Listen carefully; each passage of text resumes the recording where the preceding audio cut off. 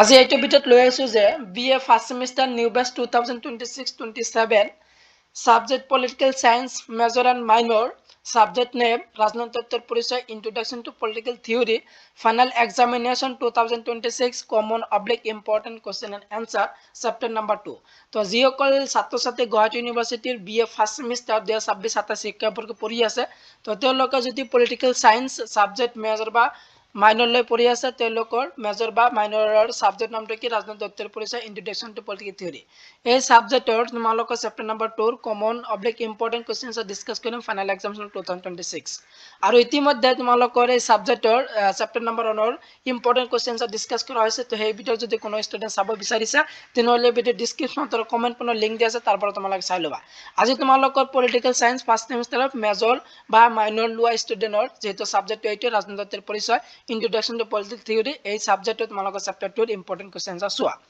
তো chapter number 2 সাম্প্রতিক প্রেক্ষাপট রাজনৈতিক তত্ত্বের দৃষ্টিভঙ্গি approaches and contemporary perspective on public theory তো এটা আছে 2 নম্বর চ্যাপ্টারের নাম তো 2 নম্বর চ্যাপ্টারের প্রথম ইম্পর্টেন্ট প্রশ্নটা দ্রৌপদী উদারতাবাদের পিতৃ বলে কাক কোয়া হয় ভেরি ভেরি ইম্পর্টেন্ট আর উত্তরটা কি হবে জন লক 1 নম্বরের কারণে কিবা 2 নম্বর প্রশ্নটা যে a vindication of the rights of women গ্রন্থখন কোন লিখিছিল মেরি ওয়ালস্টেনক্রাফট লিখিছিল দা সাবজেকশন অফ ওমেন গ্রন্থ কোন কার রচনা কোনে রচনা করেছিল যে এস মিলে রচনা করেছিল কোশ্চেন নাম্বার 4 কোনটো দৃষ্টিভঙ্গির মতে রাষ্ট্র হল এক উৎপরিক অনুষ্ঠান ভেরি ভেরি ইম্পর্টেন্ট মার্ক্সীয় দৃষ্টিভঙ্গির মতে এই 4 নম্বরটা ভেরি ভেরি ইম্পর্টেন্ট আছে তোমালোক শিকিবাই তাৰপিছত তোমালোক 5 নম্বৰটো তল উল্লেখ কৰা সকল কোনজন উদাৰবাদী দাৰ্শনিক নহয় যেনে জন লক জে এস মিল কাৰ্ল মাৰ্ক্স তো কোন হ'ব আৰু উত্তৰ হ'ব কাৰ্ল মাৰ্ক্স কোশ্চেন নাম্বাৰ 6 উদাৰবাদী নাৰীবাদী চিন্তাবিদ এজনৰ নাম লিখা মেৰি ওয়ালস্টেনক্ৰাফট বা জে এস মিল আছিল উদাৰবাদী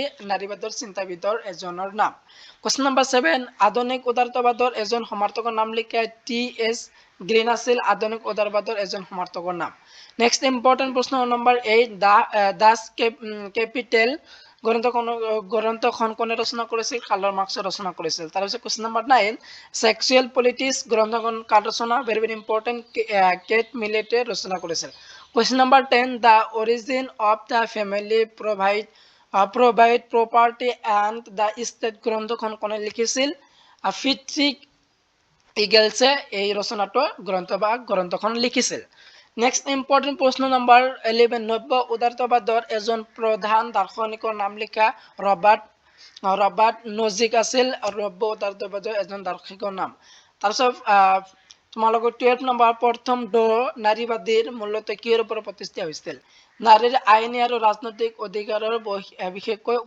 ভোটাধিকাৰৰ ওপৰত প্ৰথম দৌটো প্ৰতিষ্ঠিত হৈছিল আৰু এই প্ৰথম দৌৰ ওপৰত তোমালোকৰ লং প্ৰশ্নখিনি পঢ়ি যাবা তো দীঘলীয়া প্ৰশ্ন আহিব পাৰে কোশ্চেন নম্বৰ 30 যে কমিউনিষ্ট হস্তাহাৰ কোন চনত প্ৰকাশ হৈছিল 1848 চনত তাৰপিছত 14 নম্বৰ দ্ৰৌপদী উদাৰতাবাদে ৰাষ্ট্ৰই এনেকুৱা ভূমিকা সমৰ্থন কৰে তো নিম্নতম ৰাষ্ট্ৰীয় হস্তক্ষেপ বা আৰক্ষী ৰাষ্ট্ৰক দ্ৰৌপদী উদাৰবাদে ৰাষ্ট্ৰৰ ভূমিকা সমৰ্থন কৰে কোশ্চেন নম্বৰ 15 মাৰ্ক্সবাদৰ মতে সমাজৰ উপৰি গাঁথনি কিহৰ ওপৰত নিৰ্ভৰশীল অৰ্থনৈতিক বৃত্তি বা উৎপাদন ব্যৱস্থাৰ ওপৰত কোশ্চেন নম্বৰ 16 উদাৰবাদ শব্দটো কোনটো লেটিন শব্দৰ পৰা আহিছে লিবাৰ যাৰ অৰ্থ হল যে স্বাধীন বা মুক্ত তাৰপিছত তোমালোকৰ 17 যে উদাৰবাদ মতাদৰ্শ মূল কেন্দ্ৰবিন্দু কি তো ব্যক্তি স্বায়ত্ত শাসন আৰু স্বাধীনতা আছিল উদাৰবাদ মতাদৰ্শৰ মূল কেন্দ্ৰ বিন্দু তো এইকেইটা আছিল তোমালোকৰ যে 2 নম্বৰ চেপ্টাৰৰ পলিটিক্যাল সায়েন্সৰ ফাৰ্ষ্ট সেমিষ্টাৰৰ পলিটিক্যাল সায়েন্সৰ যে 1 ৰ পৰা যে কেইটা তোমালোকৰ 17 লৈকে প্ৰশ্ন দিয়া হৈছিল এইকেইটা প্ৰশ্ন তোমালোকৰ 1 নম্বৰৰ কাৰণে মোস্ট ইম্পৰ্টেন্ট 2026 বৰ্গৰ ফাইনাল এক্সামিনেশনৰ কাৰণে নেক্সট ইম্পৰ্টেন্ট প্ৰশ্ন চোৱা যে নেক্সট তোমালোকৰ 2 নম্বৰ এটো গুৰুত্বপূৰ্ণ প্ৰশ্নটো 2 নম্বৰৰ কাৰণে কোনখিনি ইম্পৰ্টেন্ট আছে এটা চোৱা তো 2 নম্বৰৰ কাৰণে কিবা 18 নম্বৰটো যে দ্ৰৌপদী উদাৰবাদৰ সংজ্ঞা দিয়া তার উত্তরটা হবে যে উদারবাদী চিন্তাধারা ব্যক্তির অপরিসীম স্বাধীনতা মুক্ত বজার অর্থনীতি আর স্বাধীন ন্যূনতম হস্তক্ষেপ সমর্থন করে তাকেই দ্রৌপদী উদারতাবাদ বলে কোশ্চেন নাম্বার 19 লিঙ্গ ন্যায় কি তো লিঙ্গ ন্যায় কাক বলে জেন্ডার জাস্টিস তোমালোকে এইটো কিবা তাৰপিছত 20 নম্বৰ যে বৈজ্ঞানিক সমাজবাদ মানে কি তাৰপিছত তোমালোকৰ 21 কালৰ মাৰ্কছৰ মতে বিচ্ছিন্নতা দুটা প্ৰকাৰ কি ভেৰি ভেৰি ইম্পৰ্টেণ্ট। ইয়াৰ উত্তৰটো কি হ'ব? উদাৰবাদী সামগ্ৰীৰ পৰা বিচ্ছিন্নতা আৰু উৎপাদন প্ৰক্ৰিয়া বা নিজ শ্ৰমৰ পৰা বিচ্ছিন্নতা। এইটো আছিল কি কালৰ মাৰ্কছৰ মতে বিচ্ছিন্নতা বাদী দুটা প্ৰকাৰ। তাৰপিছত তোমালোকৰ 22 প্ৰশ্ন নম্বৰ নাৰীবাদৰ দুটা মূল বিষয়বস্তু উল্লেখ কৰা। তো পিতৃতন্ত্ৰৰ বিৰোধিতা কৰা আৰু আন্তঃসাল 2 নম্বৰ লিংগ সমতা প্ৰতিষ্ঠা কৰি নাৰীক সামাজিক আৰু আইনী অধিকাৰ প্ৰদান কৰা। ভেৰি ভেৰি ইম্পৰ্টেণ্ট প্ৰশ্ন নম্বৰ 22 নাৰীবাদৰ দুটা মূল বিষয়বস্তু উল্লেখ কৰিবলৈ আহিব পাৰে। কোৱেশ্চন নম্বৰ 23 ধ্ৰুপদী উদাৰতাবাদ আৰু আধুনিক উদাৰতাবাদৰ মাজত দুটা পাৰ্থক্য লিখা। আৰু উত্তৰটো কি হ'ব? ধ্ৰুপদী উদাৰতাবাদে ঋণাত্মক স্বাধীনতা আৰু ন্যূনতম ৰাষ্ট্ৰীয় সমৰ্থন কৰে আৰু আন্তঃসাল যে আধুনিক উদাৰতাবাদে ধনাত্মক স্বাধীনতা আৰু জনকল্যাণকাৰী ৰাষ্ট্ৰীয় ভূমিকাৰ ওপৰত গুৰুত্ব দিয়ে। এইটো আছিল কি ধ্ৰুপদী উদাৰবাদৰ আৰু আধুনিক উদাৰবাদৰ মাজত দুটা পাৰ্থক্য। কোৱেশ্চন নম্বৰ 24 যিকোনো দুজন মাৰ্ক্সবাদী দাৰ্শনিকৰ নাম লিখা। আজিৰ ভিডিঅ'ৰ অত্যন্ত প্ৰশ্ন নম্বৰ 24 যে যিকোনো দুজন মাৰ্ক্সবাদী দাৰ্শনিকৰ নাম আহিব পাৰে। যেনে কাৰ্ল মাৰ্ক্স আৰু ফ্ৰিডৰিখ এগেলছে আছিল যে দুজন মাৰ্ক্সবাদী দাৰ্শনিকৰ নাম। তাৰপিছত 25 নাৰীবাদৰ দ্বিতীয়টো দৌৰ বুলিলে কি বুজা? তো দ্বিতীয় দৌৰ প্ৰথম দৌৰটো তোমালোকে 1 মাৰ্ক্সৰ কাৰণে তোমালোকে শিকি আহিলে। এতিয়া তোমালোকৰ 2 নম্বৰৰ কাৰণে নাৰীবাদৰ দ্বিতীয়টো দৌৰ। তো তোমালোকে প্ৰথম দৌৰ আৰু দ্বিতীয়টো দৌৰ নাৰীবাদৰ এই দুটা পঢ়িবা। তোমালোকে দীঘলীয়া প্ৰশ্নটো পঢ়ি যাবা। তো এই প্ৰশ্নটো তোমালোকৰ দীঘলীয়াও প্ৰশ্ন আহিব পাৰে। ইয়াৰ উত্তৰটো কি হ'ব? 1960ৰ পৰা 1980 দশক গঢ়ি লৈ উঠা এই ধাৰাই কেৱল আইনী অধিকাৰে নহয় বৰঞ্চ পৰিয়াল, কৰ্মক্ষেত্ৰ, প্ৰয়োজন অধিকাৰ আৰু লিংগভিত্তিক বৈষম্য নিৰসনৰ ওপৰত গুৰুত্ব দিয়ে। তাৰপিছত তোমালোকৰ নেক্সট ইম্পৰ্টেণ্ট 26 চিৰণী সংগ্ৰাম মানে কি?